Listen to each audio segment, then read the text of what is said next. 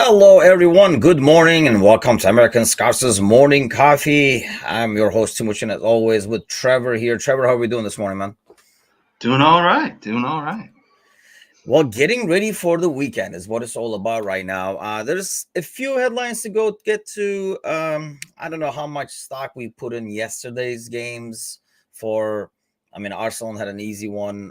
Well, United supposedly had an easy one, but it didn't go easy. But sometimes it's kind of hard to evaluate those games because did it not go easy because they thought it was going to be and came out there just like, meh, let's see what happens kind of deal. But I thought it was pretty.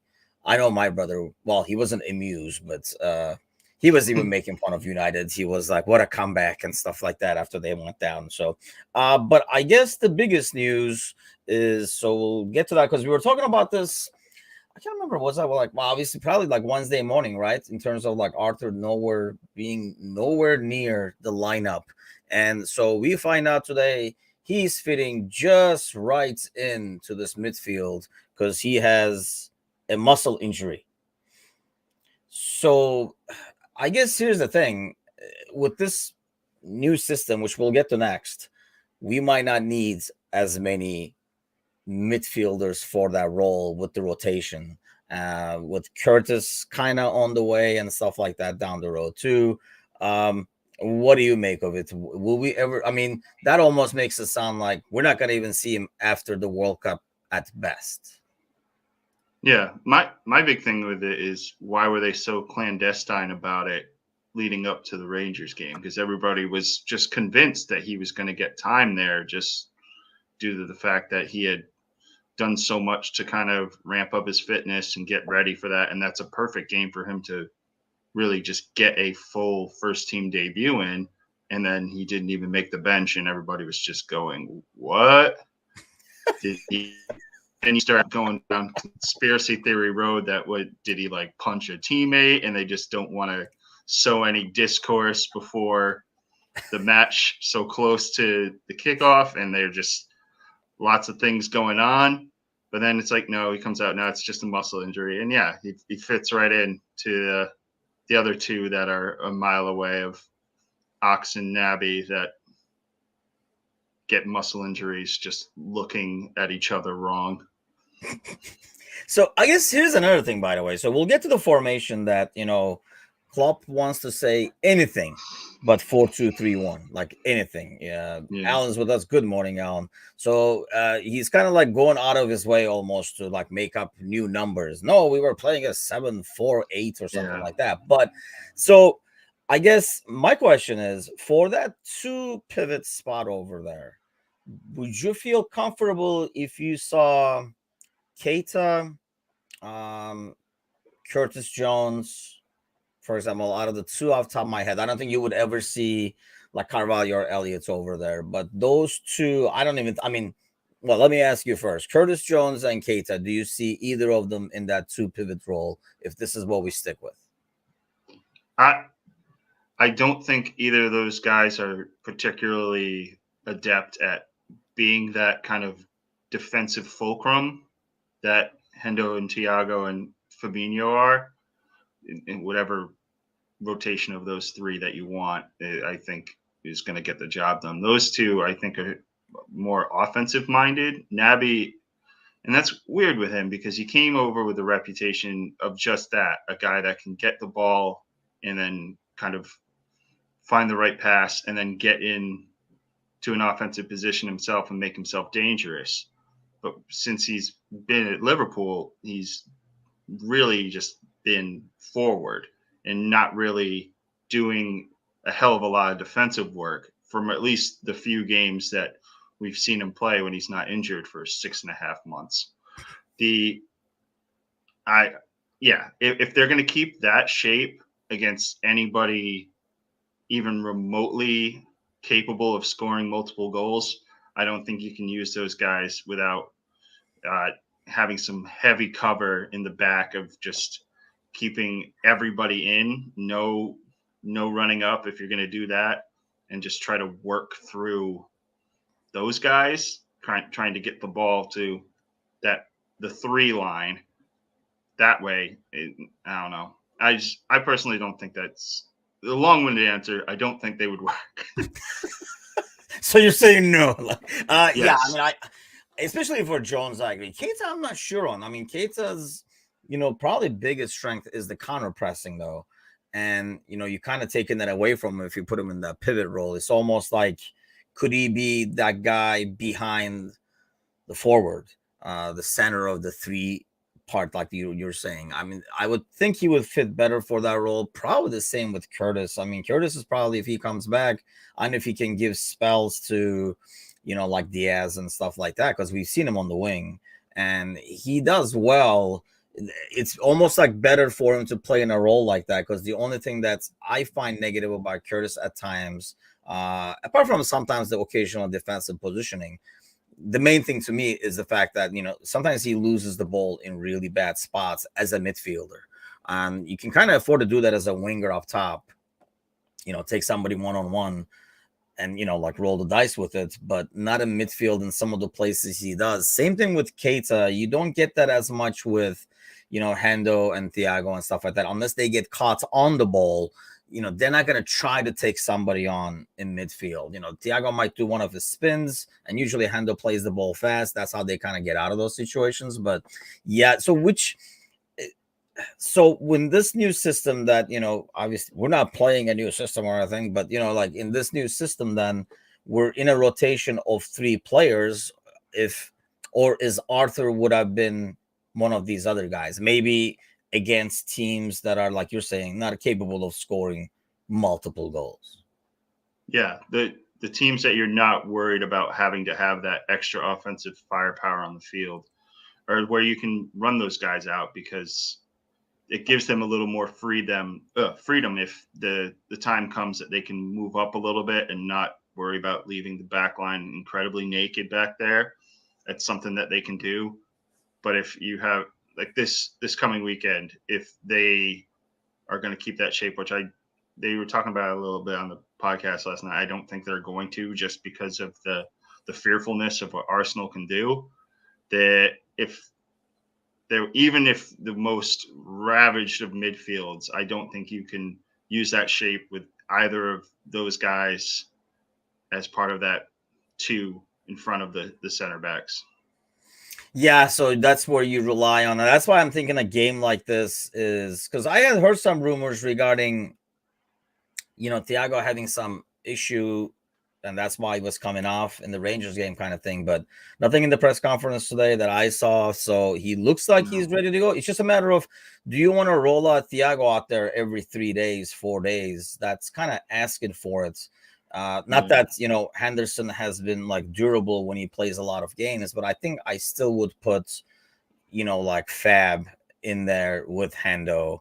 Especially it's against a team like Arsenal. I know Fabinho has not been in good form, but I think this is what we do, right? Like certain players we pick and say, well, he has to play out of it. And certain players were like, we don't want to see him. Like, it's like, you can't have it both ways. I feel like Fabinho in a system like this will do better too. It's just that you're going to lose some of that passing. It really puts a lot on the front, I guess, to be able to create without a lot of help from midfield. But I mean, the things you can do with this, and I think that was the biggest thing that, Klopp was talking about, apart from saying we have to defend the shit out of everybody, whatever that means. Sparky Parky is here, says, good afternoon, back in England. So that he's in the afternoon. Lucky bum. So it makes us unpredictable. I mean, it's a good formation where you can kind of like look like you're sitting back, but at times you can kind of convert it where, you do push maybe Trent up and then slide Hando over there to sit back nonstop. I mean, he already fills in that spot, but, even sitting further back, covering that spot and stuff. Or you can do something where, Hando and Trent stay, and on the left-hand side, if you're playing like Keita or Thiago or whatever, you can push them up. So there's a lot of it. And I think, do you think Klopp doesn't want to come out and say, yes, this 4-2-3-1 is great? So that, I mean, he mentioned himself that, we have to be unpredictable again. Isn't that basically admitting that people have kind of figured out this 4-3-3? So we have to do something different at this point. Yeah. And I'm trying to just read and kind of do that whole look at what he says and then try to think of what he means. And I get that from it's just trying not to beat your head against the wall with the same thing over and over and over again. And yeah, what he showed against Rangers is, all right, we have a team that we know is going to sit there and not really try to trouble us offensively, just try to steal a point, and we have to make the adjustments. But the teams that we can run out our normal formation with will do that, but we could make some tweaks into either who we throw out there to start, maybe have some strategic subs, not just bring 3 people on for the hell of it at the 80th minute, just because that's what you've always done. Maybe, run a guy out at halftime like they did and just have it just be a clean split between, all right, we're going to do this for the first half. And if it works, great. But whatever happens, the next half, we're going with something different. So everything that they thought they knew about what we did in the first half, we're going to change the personnel up enough and the shape enough where everything that they talked about in the locker room becomes completely obsolete. And I'm trying to read in that that's what he's meaning about it. And I'm hoping I'm right. But knowing Klopp's stubbornness, it probably just means we'll just change up the starting lineup every other day because we have a million games in October, and that is the unpredictability.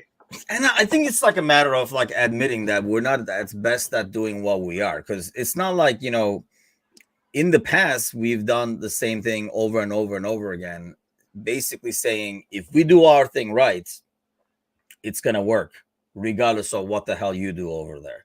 And that was kind of like the cockiness and the stubbornness we could afford to have, because we were doing it really well. You know what I mean? It's like, we're going to do this. You know exactly what we're going to do, but you're not going to be able to stop it. It's almost like, like in American football, where you're like, you know they're going to run it, but you still can't stop it. It's kind of a deal. Yeah. So I felt like, that's what we were doing. Now we can't do it as well. So it can be stopped. And really, we have made it very easy we have become an easy team to prepare. I mean, before it was almost like, hey, this is what we're going to do, but they're going to do so goddamn good. We have to be on our game kind of thing is what every team was thinking. Now, I mean, they can easily look at what did they do? Okay, we should do the same thing then because it's working. Like, like you can stop them or you can score on them, whatever the case might be. So I think this kind of will make it, we're not sure, right? We have no idea what we're going to come out with. So it's the same goes for like Arteta and his Lego hair. Like he's probably thinking the same thing right now. He's like, we don't know. Like they gonna, so they have to at least prepare for a couple of different things, not just definitely what we're gonna do, but they're gonna be like, hey, if they come out like this, we gotta do this. If they come out like this, we gotta do this. That's more preparation that goes into it. And obviously, when you're preparing for multiple things, you can prepare as well for it as opposed to focusing on one thing. So I think that's going to be the biggest plus. But I mean, let's see. Before we move on, we're gonna do like a pre-match too on Sunday before the game, but let me get your 11 starting 11 and your prediction for the score over here before we go on to some headlines. I think the defense and the keeper, until Rabo comes back, that's just the way it's going to be. I don't think they're going to try to shoehorn Kanate or Gomez in for a game this big. If they run a 3, it's going to be Thiago Hendo and Fabinho. You see, you can't play that game. You're going to have to come up with an 11. Yeah, I'm doing it as a 4-3-3. You are doing a 4-3-3. Yeah, okay. I just think that everybody's lauding it, so now he's just like scared to use it again. As much as it showed how, and we talked about it through everything, just how comfortable everybody looked in it. I think it's something where there's just that underlying, it's just, and we talked about it, it's just Rangers. So that's why everybody looked comfortable. And maybe, and my thought process would be, I don't know, maybe try it out on this and see if it works against a team that's a bit more dangerous. And if then it completely falls apart, you at least know what situations you can use it in. instead of just going, oh, well, oh, God, why would we even try it against them? Yeah. Back to the 11. You got those three, and then I think they're going to go with. I'm hoping that it's something where they can use two guys as a super sub and then change the shape, like we were talking about at halftime. So I'm going to go with Diaz, Jota, Salah, with Nunez and Firmino as second half firepower that they can bring in and really make Arsenal have to adapt. I want the two guys that I'm saying are subs to have a chance to get into the starting 11, because I think making Arsenal have to deal with their power from the start is a good thing.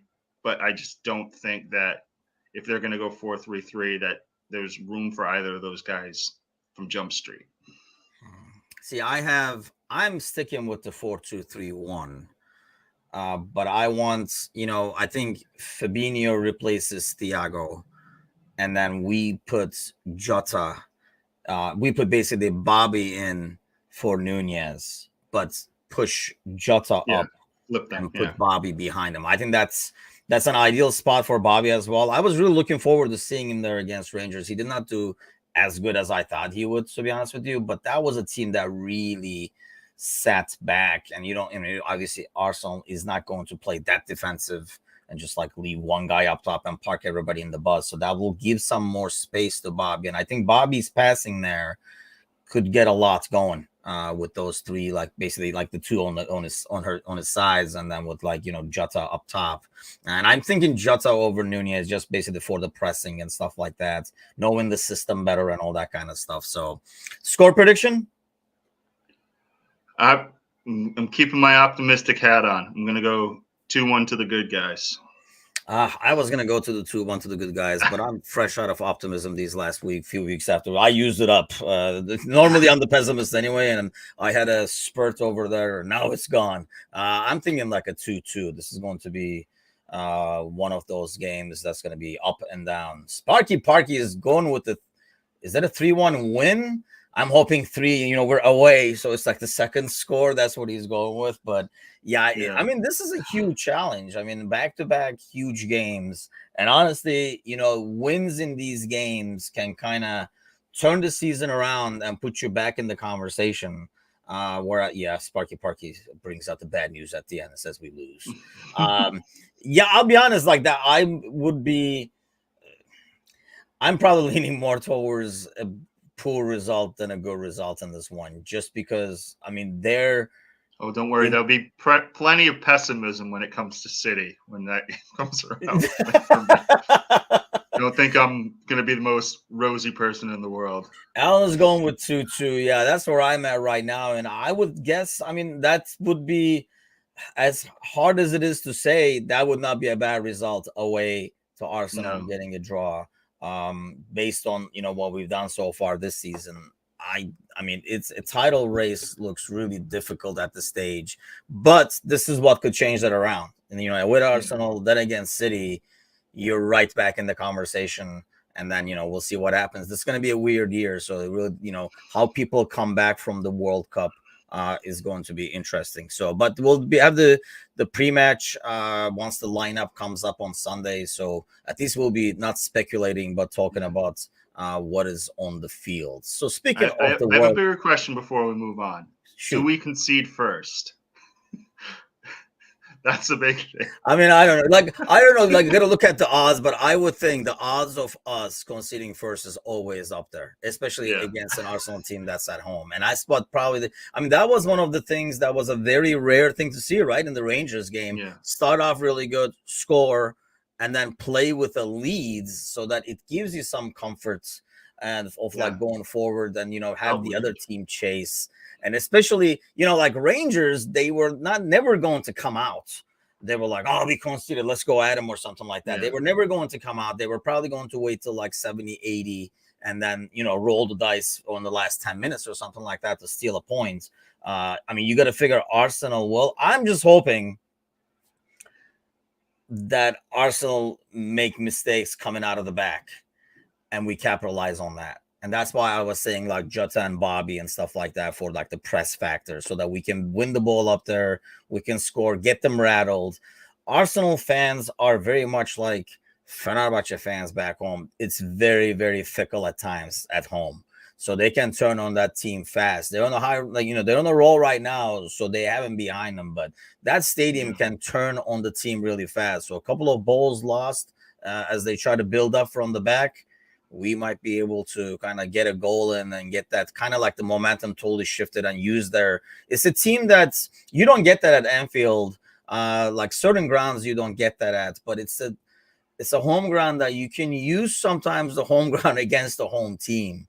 Because then they can be like a negative force. So I'm hoping for that. But I mean, let's face it, man, if you're a betting man, you're probably not betting on Arsenal scoring first just by track. It's like roulette, you look at the numbers, you're like, what's this gonna have to be like that? So well, speaking of the World Cup, Messi says he's not going to be playing in the World Cup as an 85-year-old. So if that came as a shock to you, what came as a shock to me, or what I wouldn't be shocked to see, is just to get Messi another World Cup, FIFA changing the fucking layout, like doing another one. They're like, we're gonna do one 2023 just to get Messi in there. I mean, is it just me, or I mean, maybe because they're not in the Premier League or whatever?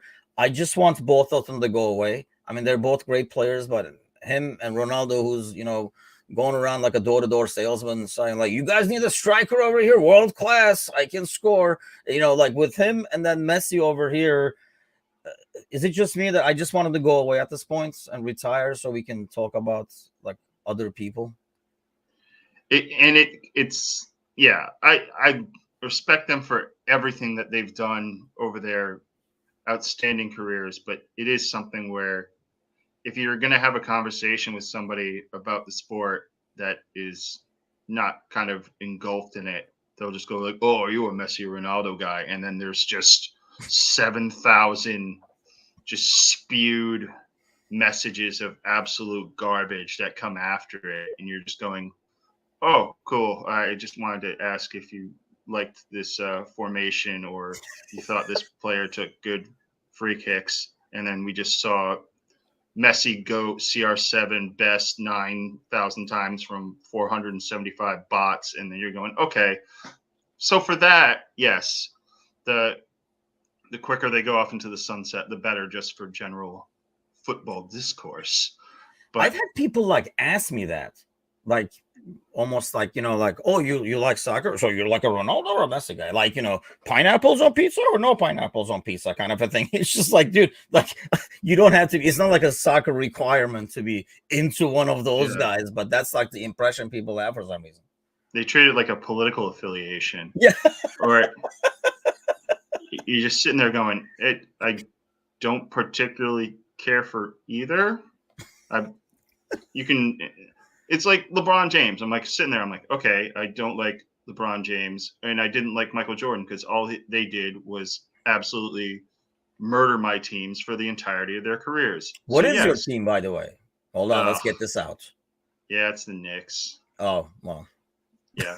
You can't blame the other players for that. put the pity party in the chat for that. I did that one to myself, though. I have no familial ties to them, so that was all self-inflicted. But it's something where you can see a guy's career and like just admire their greatness and just not care. Yeah, exactly. Yeah. So it should be easy, but yeah, and honestly, since you can't change the other parts where people are going to be like this, so the alternative is like, why don't you guys just fucking go away and retire? Is the other alternate solution, and looks like we're almost there. Because I mean, I think we almost one's down. Yeah, we probably talked about this in the mornings because it's. I mean, obviously it's Ronaldo, so it makes a headline. But we were talking about was that yesterday morning? We were talking about this, that nobody wants Ronaldo, and we can't. Yeah, we've discussed it a couple times. We can't find a destination for him. Bayern, I heard again, kind of like brewing. And they're not doing that well. But then, it's not even like a situation where Bayern has not started for their standards. They're not up by 9 points in the Bundesliga yet. So it's not a great start for them. But it's not a situation, I think, where you bring him in to improve your squad anymore. It's almost like an additional luxury to have. So I don't know how Ronaldo would help unless they feel he's gonna fill in what Lewandowski was doing for them. Yeah, I genuinely can't find, and we've talked about this. We tried to like kind of square peg and round hole him into whatever team that we could make it work financially more than anything, because that's the biggest thing. You're not going to get that guy to take a pay cut or one significant enough to make a team that could kind of come up from that second tier of football finances and bring him in and reap the rewards of him commercially. Like, and that goes back to the team that we were talking about, oh, going in for him over the summer, which was Napoli, because they knew that they would sell a ton of shirts, or they would have a guy that they could put in all of their marketing, and it would have been great. But he wouldn't come down from his wages. He wouldn't make any concessions for his like image rights or anything like that. And then United started just going, oh, so you guys are going to give us a ton of money and like Osimhen? And you're like, whoa, whoa, whoa.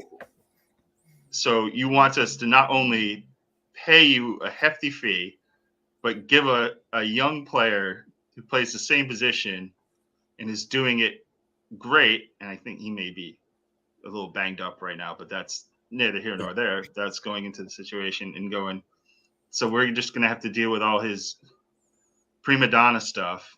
And our team that is like a very gelled, cohesive unit is just going to get completely blown up the first time somebody else takes a shot on goal that he wanted. Well, and I'll just one last thing with him, because it was something that I saw from combing through the highlights of yesterday, and we were talking about in the Rangers game how at the end of it they were trying to get Darwin a goal just to like get him that goal.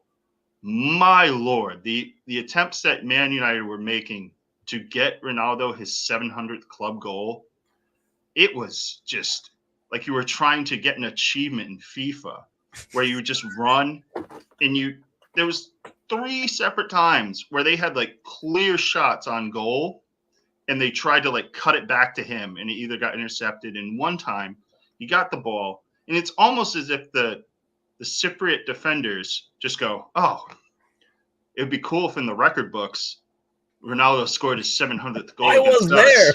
So let's just do the old Ole defense. And then he shoots it wide and then screams as if he was just aggrieved that the ball decided not to go in. God, yeah. I think it's very hard for these guys.